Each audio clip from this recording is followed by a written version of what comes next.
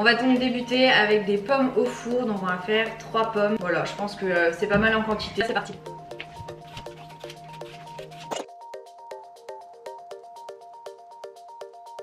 Mes 3 pommes sont épluchées, on y va, je vais couper.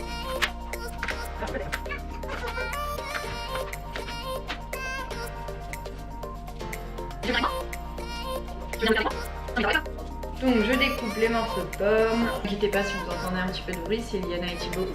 Donc il y a une vie dans cette maison.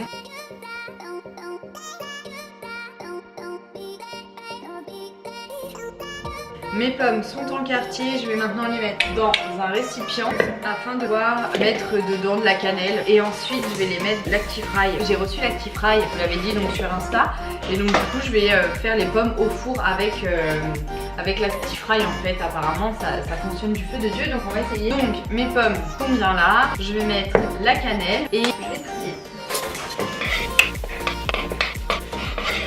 Je vais aller mettre ça dans l'Actifry et on verra comment ça ressort. Donc les pommes sont en train de chauffer, j'ai mis 180 degrés 17 minutes, on verra, je mets toujours un peu à l'œil donc je vous dirai. Et donc là on s'attaque à la deuxième recette, donc là je vais faire mes fraises parce que j'ai préparé un chia bowl, j'ai préparé hier mais je vous ai déjà expliqué dans un de mes vlogs comment fallait faire, il y a une recette sur le blog donc n'hésitez pas à aller regarder. Là je prends mes fraises, ma petite barquette, je vais les couper. Donc... Pour faire un coulis de fruits rouges sur mon chia bowl, ce que j'ai fait c'est que j'ai pris une partie des fraises et je les ai simplement mixées et c'était délicieux. On va faire des gaufres, alors c'est des gaufres légères. Pour la recette on a besoin de 2 bananes, de la poudre de noisette, de la maïzena, du bicarbonate de soude et un œuf. On mélange la banane et l'œuf.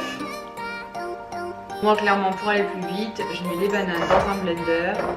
Je peux les mettre, vous pouvez les mettre dans n'importe quel blender. C'est donc prêt, j'ajoute mon œuf et je vais blender une nouvelle fois.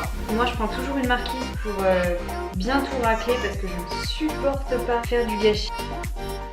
Donc là, toute ma préparation que je viens de faire, hop, et là on va ajouter d'autres ingrédients. On commence par le bicarbonate de soude, donc on va mettre 5 grammes. Donc bicarbonate de soude c'est bon, on retarde la balance et on va mettre la maïzena, fécule de pommes de terre. Donc là, 50 grammes.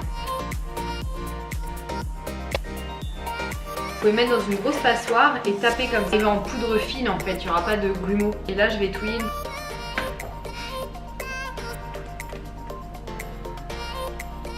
Et donc là on va ajouter les 50 grammes de poudre de noisette. 50 grammes. Le bruit est passé. Et voilà, notre préparation est prête. Il n'y a plus qu'à mettre dans le gaufrier. Donc nous on a un gaufrier spécial. Donc c'est parti.